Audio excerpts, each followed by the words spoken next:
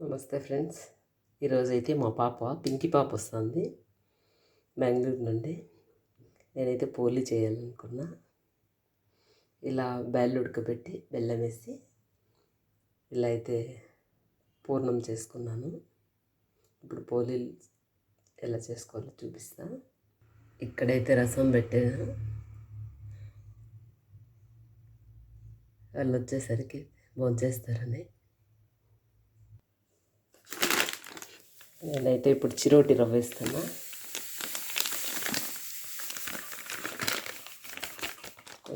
చిరోటి రవ్వ నేనైతే ఇప్పుడు కొంచెం మైదా వేస్తున్నా. మీరు గోధుమ పిండి అయినా వేసుకోవచ్చు, మైదా అయినా వేసుకోవచ్చు. కానీ ఇది ఆయిల్తో బాగా కలిపితే బాగుంటుంది. కొంచెం సాల్ట్ వేసి, కొద్దిగా సాల్ట్ వేయండి, లేకపోయినా ఏం పర్లేదు, తినచ్చు. మీరైతే మైదా కూడా వేసుకోవచ్చు. నేనైతే ఇప్పుడు మైదా వేసినా, మీరు గోధుమ పిండి అయినా వేసుకోవచ్చు, ఏది అందుబాటులో ఉంటుంది. చిరోటి రవ్వ కాబట్టి ఇది అడ్జస్ట్ అయిపోతుంది, బాగా వస్తుంది.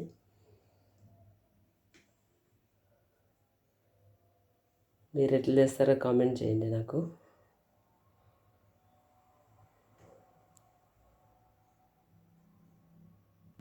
ఇప్పుడైతే ఇలా కలుపుకున్నాం కదా, కొంచెం ఆయిల్ వేసి కలుపుతా.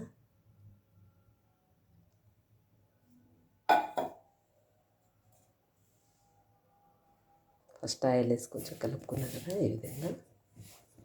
ఇప్పుడు వాటర్ వేస్తాము. ఎందుకో ఫస్ట్ ఆయిల్ వేస్తే చేతికి ఎక్కువగా అతుక్కోదేమో అనిపించింది నాకు, అందుకు అలా చేశాను.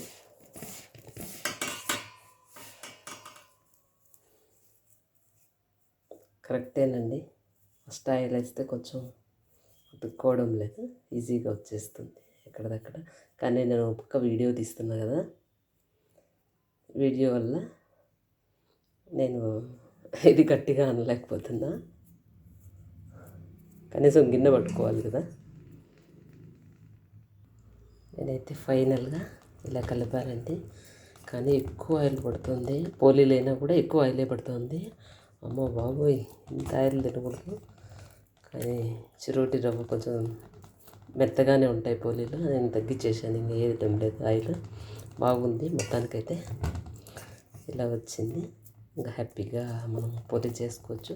పోలీ చేసి చూద్దాము. ఓకే,